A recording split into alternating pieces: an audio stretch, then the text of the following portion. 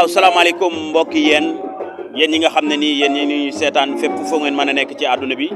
donc nag tey ñu ngi fi nga xamante ni mooy diwaanu Yéni Kaw ñu nekk fi nga xamante ni moom mooy jaare yéemu tey nag mu tijji loo xamante ni moom mooy teral jagleel ko waay yéen jagleel ko képp koo xamante ne nii rek yaa ngi dugg biir yéen mu nekk fi nga xam ne nii moo nekk ci tali bi juste booy dugg mu nekk loo xamante ne nii tey ñu bari doon nañ ko xaar fi nga xamante ne nii moom mooy ci diwaanu yéen gis ngeen tey bërëb bi li nga xamante ne nii mu ngi fi yaakaar naa ne tey li nga xamante ne nii moom mooy cérémonie bi ñu def fii ñu war a tijji bërëb bi nga xam ne nii vraiment muy loo xamante ne damay woo sama mbokku mbayeen yeeg njaayeen yeeg sambeen yeeg xam nga sekkeen yi ñu ñëw xam nga fii bu ñu fi ñëwee dinañ fi daal di lépp loo xam ne bëgg nañ ko dinañ ko fi fekk ndaxte ñoom vraiment consommer local la ñuy def lépp loo xamante ne nii mooy produit yi nga xam ne nii am nañ ko mu jógee si gàncax gi nga xamante ne nii moom moo nekk Sénégal dañ koy daal di jël produire ko def ko li nga xamante ne nii moom mooy ay mburu ay sele képp koo xamante ne nii aussi doo lekk li nga xamante ne moom mooy sucré mën nga fi ñëw vraiment ñoom programmé nañ ñëpp donc vraiment tey mu nekk bés boo xamante ne nii mën nañoo wax ne tey journée bi dafa alandaw me ndaxte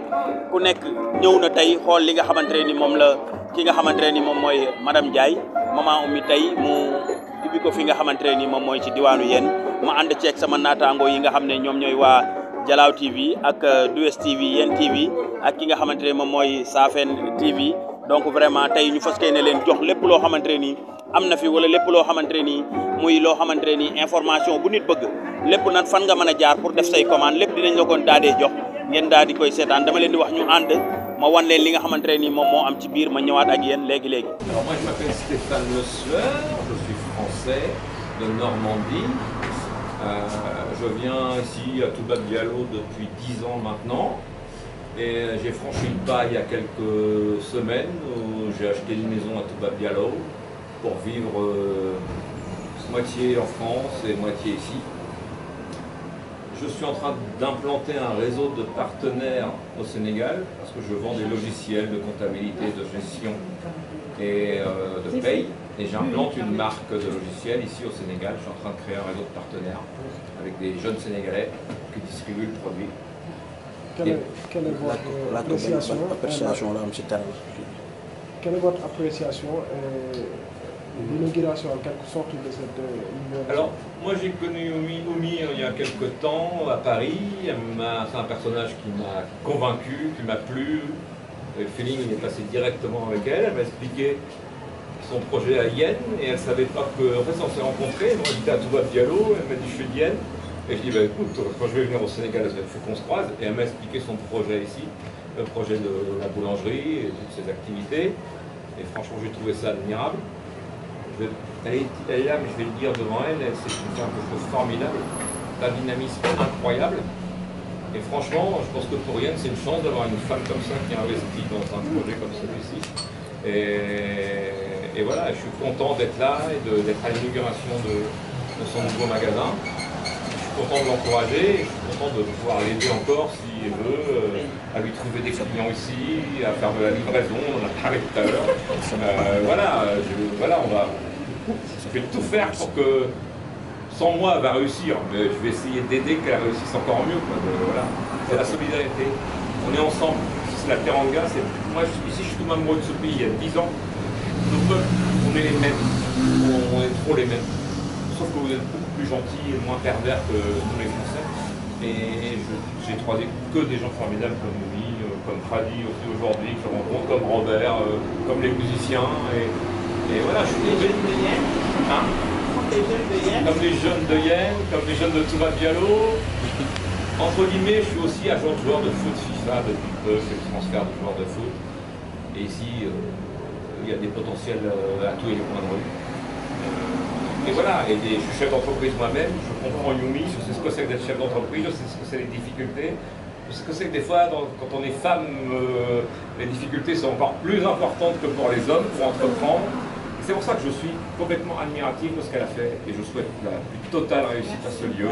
Et franchement, vous avez la chance que cette femme-là soit parmi vous parce que vous avez une personne formidable qui va aider et contribuer. Merci beaucoup.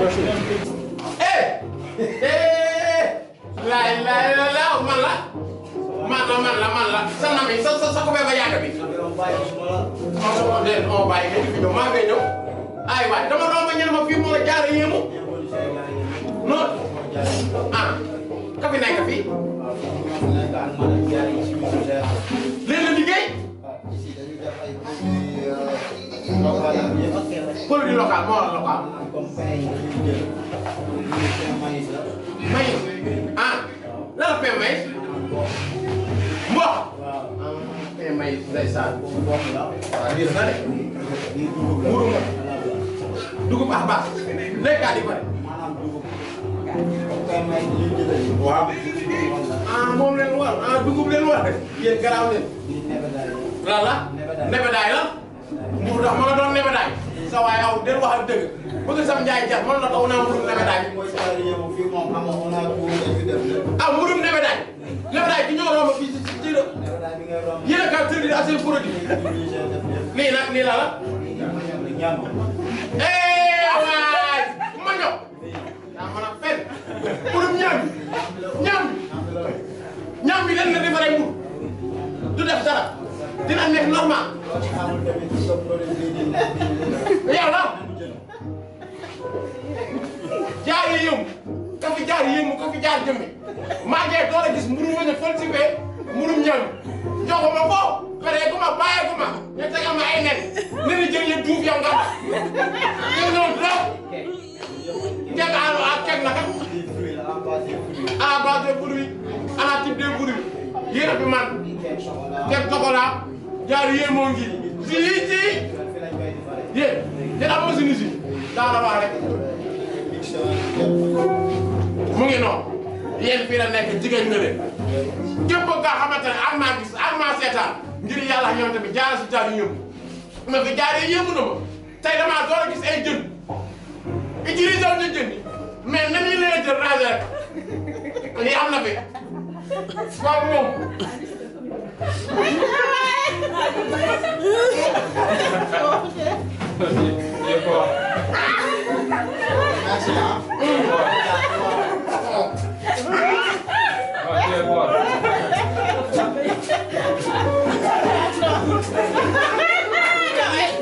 Je suis aujourd'hui dans l'intermédiation, dans l'événementiel et dans les prestations de services. Donc, je suis ami de 20 ans de M. Robert Paul Ponzieux, qui est un Malien, mais un Africain en général. Et grâce à cette belle personne, j'ai connu Madame Oumou Sall Ndiaye, qui est un modèle de femme africaine, un modèle de femme sénégalaise, mais qui est un panafricaniste. Parce que Oumou a compris très tôt, après avoir séjourné en Europe, elle est toujours là-bas, une vingtaine d'années, une trentaine d'années, une quarantaine d'années, a choisi de retourner chez soi. Chez soi, c'est où? C'est dans son Sénégal natal, en Afrique. Il s'est dit, pourquoi pas le savoir-faire que j'ai, je vais aller partager avec mes concitoyens sénégalais. Mais Oumou ne s'est pas arrêté à cela. Il s'est dit, nous avons tellement de ressortissants sénégalais qui sont en Europe, pas la France, dans toute l'Europe ou ailleurs, la diaspora. Et aujourd'hui, elle a trouvé des solutions à cette diaspora, de venir s'installer pour leur devenir. Parce que la plupart des personnes, ils sont en Europe, mais ils ne savent pas comment investir chez eux. Et aujourd'hui, Mme Oumou Sall Ndiaye a trouvé la solution d'investissement pour leur faciliter. En leur disant, il y a la possibilité. Vous savez, quand on parle de foncier, dans le secteur où elle est aujourd'hui, dans l'immobilier, tout le monde sait que c'est un secteur très complexe. Tout le monde sait qu'il faut avoir de bonnes personnes, des très bons filons. Et aujourd'hui, Oumou, c'est comme si c'est une banque pour ce diaspora-là. Donc, elle garantit l'investissement, elle trouve les terrains, elle pousse ces gens-là, elle finance même, elle autofinance. Et avec la cantine, elle s'est battue. Et cette cantine plutôt, ce qui est impressionnant, c'est que ce n'est pas une banque qui a financé Oumou. Elle se débrouille d'elle-même, de ses propres moyens, comme elle a dit, avec des tontines pour nous faciliter. Parce que hier, au salon international de l'immobilier à l'hôtel Azalaï, j'ai vu les possibilités qu'elle a offertes. J'ai dit, mais ces possibilités-là ne sera pas que pour les gens de la diaspora. Nous-mêmes qui sommes ici, ça nous intéresse. Donc, en grosso modo, c'est pour vous dire que ce genre de modèle de femmes africaines, c'est très rare. Aujourd'hui, je demanderai au chef d'État à toutes les personnalités de cet État pour décorer cette femme-là, parce qu'elle est en train de nous montrer un chemin d'avenir. Parce que vous savez, 50% de notre vie, c'est d'abord le pied-à-terre. Pied-à-terre, c'est d'avoir ses choix. Les maladies que vous entendez là, mais c'est des stress. Quand vous ne savez pas où vous logez, vous êtes en train de payer des locations, c'est des problèmes. Aujourd'hui, elle est en train de nous faire des thérapies de santé. Parce qu'aujourd'hui, avoir sa propre maison, mais c'est 50% d'une vie assurée. Parce que tu es avec ta famille, tes enfants, mais imaginez-vous, quelqu'un qui est là, qui pense à sa location tous les mois, comment payer, mais c'est des problèmes. Oumou, bravo pour cette solution idoine. Bravo, je te souhaite une très longue vie et que vraiment la société puisse aller au-devant là. Bravo, merci beaucoup. asalaamaaleykum mbokki internet yi comme ni ñu leen ko gisee image yi ni muy rombee ngeen gis ne tey ñu ngi fi nga xamante ne nii moom mooy diwaanu Yène ñu fekk fii ki nga xam ne nii moom mooy madame Ndiaye maman Oumy donc di jàmbaar jigéen gu mën góor yaakaar naa ne tey mu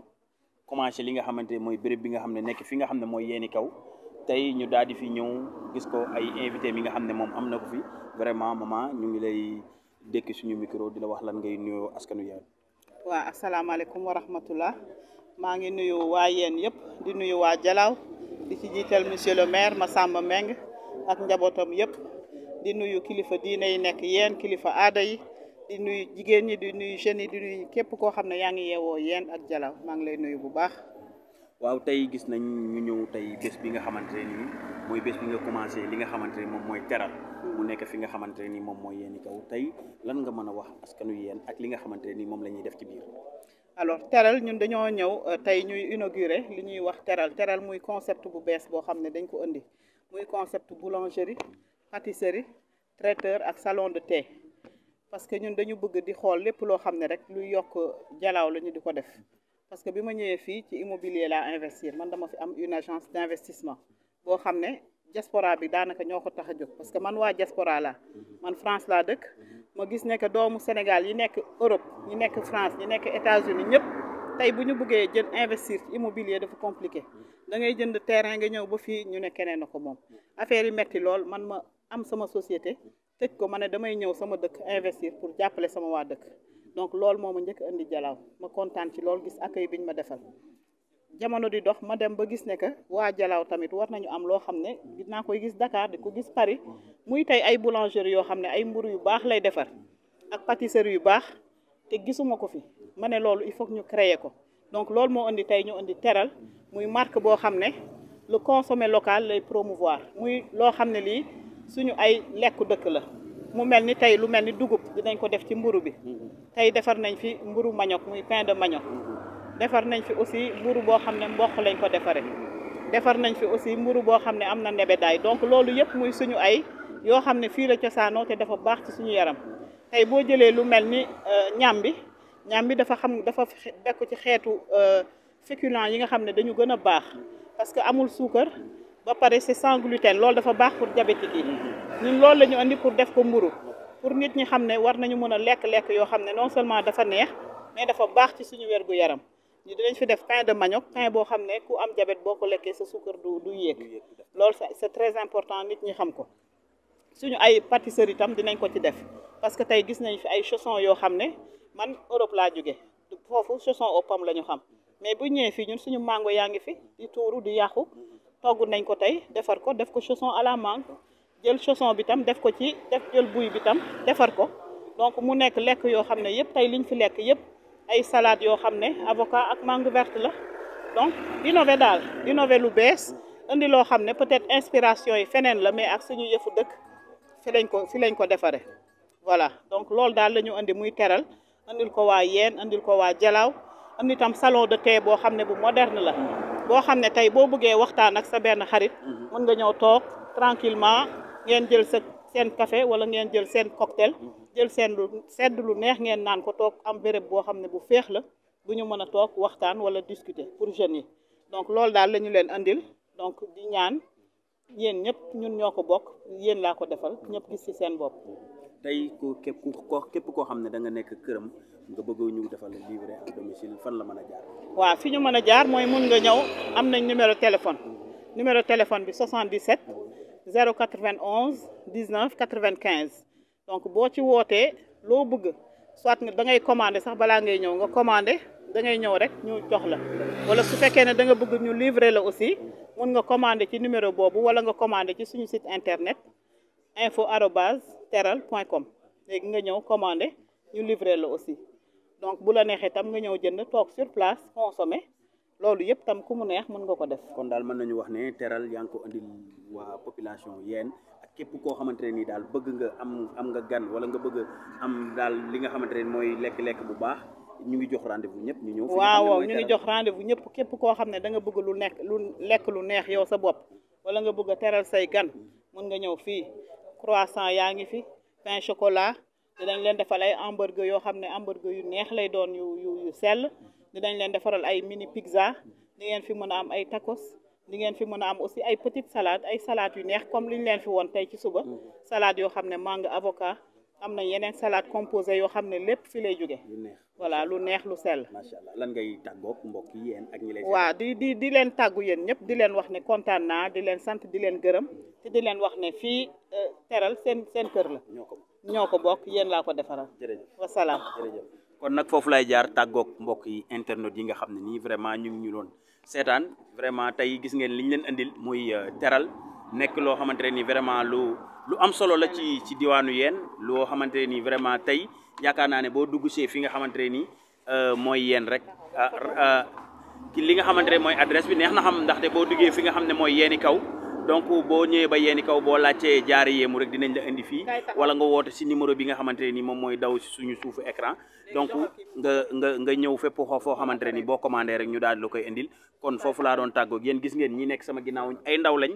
dëkk fi nga xamante ne nii moom mooy biir yéen parce que aussi teral vraiment dafa ñëw fii nga xam ne nii moom mooy diwaanu yéen aussi jël ay doomu dëkk bi ñuy liggéey ci li nga xamante ne nii moom mooy muy béréb yu mel nii ndaxte lii dafa baax ndaxte lii day tax chômage bi day wàññeeku ci dëkk bi gis nga mu ñëw jóge fa sori ñëw investir si biir yoon kon damay